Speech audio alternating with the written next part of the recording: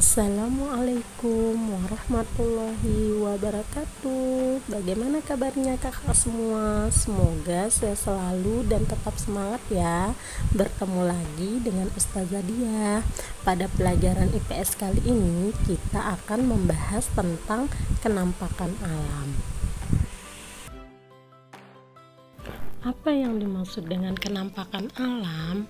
Kenampakan alam adalah segala sesuatu yang terjadi secara alami yang disebabkan oleh peristiwa alam. Kenampakan alam juga sering disebut dengan istilah bentang alam. Peristiwa itu membentuk permukaan bumi melalui proses patahan dan lipatan dari tenaga bumi.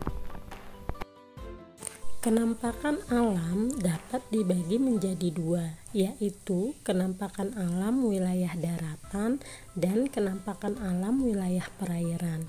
Kenampakan alam wilayah daratan terdiri dari pantai, dataran rendah, dataran tinggi, pegunungan, tanjung, dan lembah. Sedangkan kenampakan alam wilayah perairan terdiri dari danau, rawa, sungai, laut, dan lain sebagainya.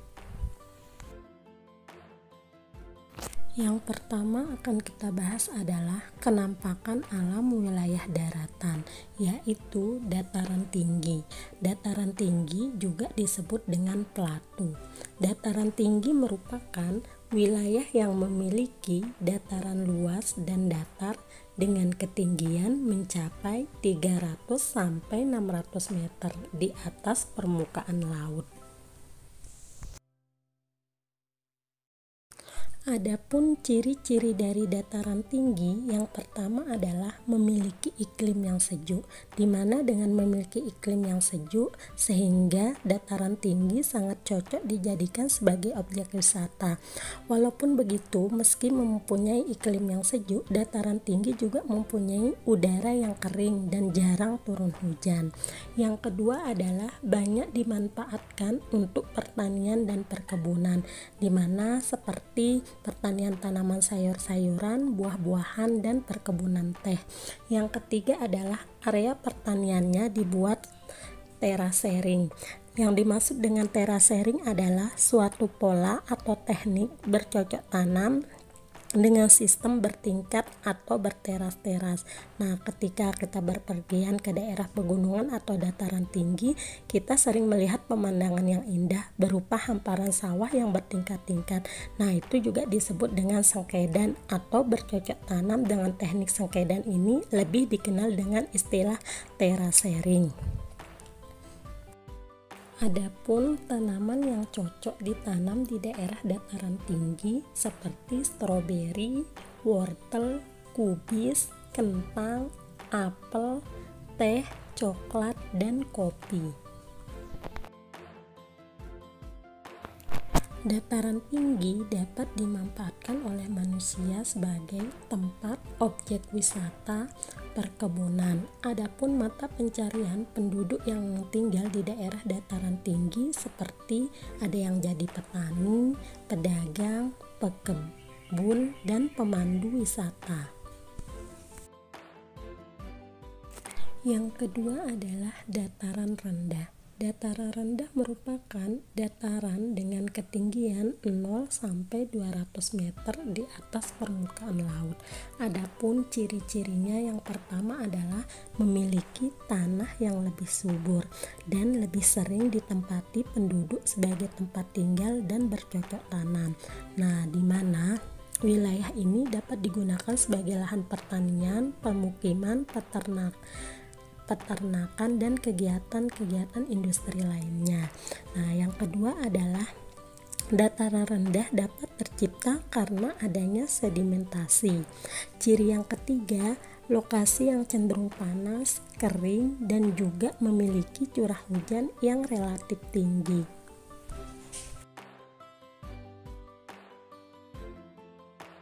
Adapun manfaat dari daerah dataran rendah adalah untuk pemukiman penduduk, bertani, peternakan, industri, dan kehutanan, di mana kehutan ini merupakan tempat berkumpulnya tumbuh-tumbuhan serta pohon liar yang berguna untuk mencegah erosi pada tanah.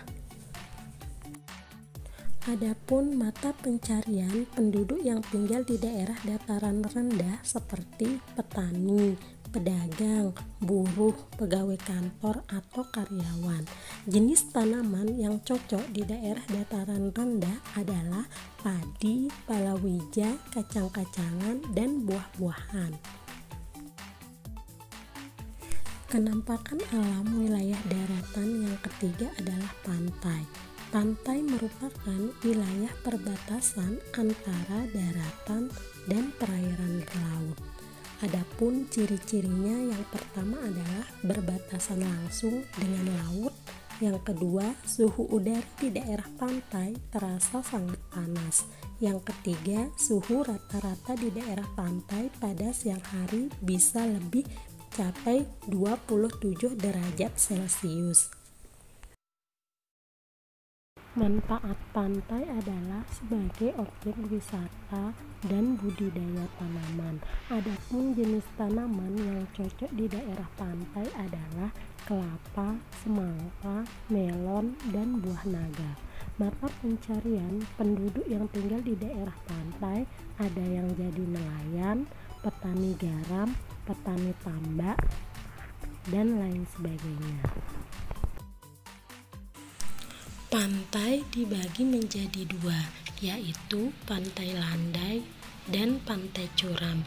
Pantai landai merupakan pantai yang topografinya hampir datar, contohnya seperti pantai Parangtritis. Selanjutnya adalah pantai curam. Pantai curam merupakan pantai yang topografinya bergunung-gunung, contohnya seperti pantai barat Pulau Sumatera.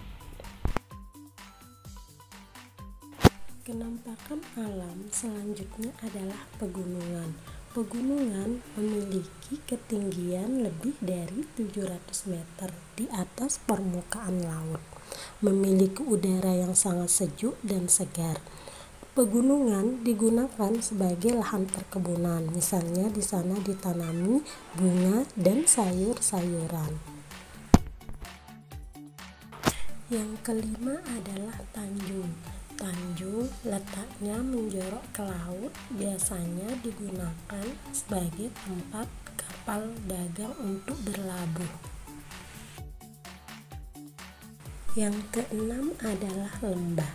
Lembah terletak di kaki perbukitan atau pegunungan, biasanya memiliki udara yang lebih hangat. Kenampakan alam wilayah perairan yang pertama adalah danau.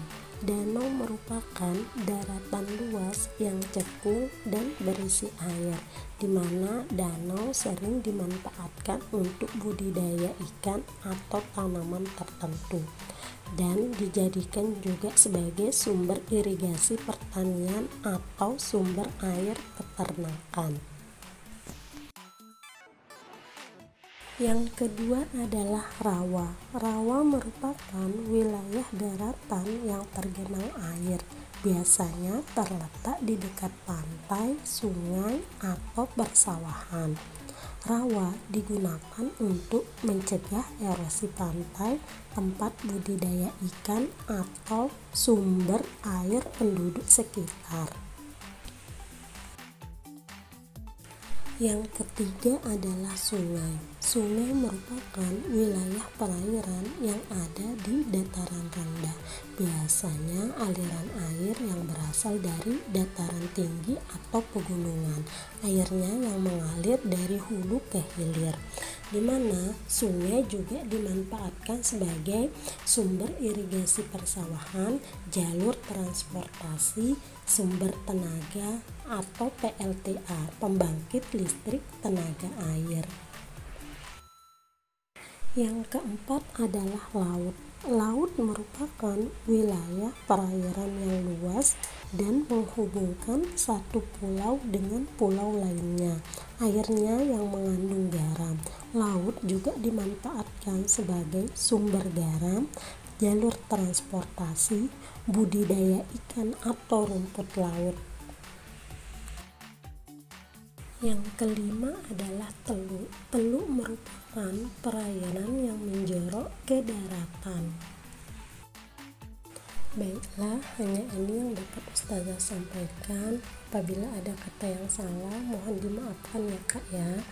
Untuk pertanyaan silakan Kakak tulis di kolom komentar. Wabillahi taufiq wal hidayah. Assalamualaikum warahmatullahi wabarakatuh. Tetap semangat ya belajar di rumah.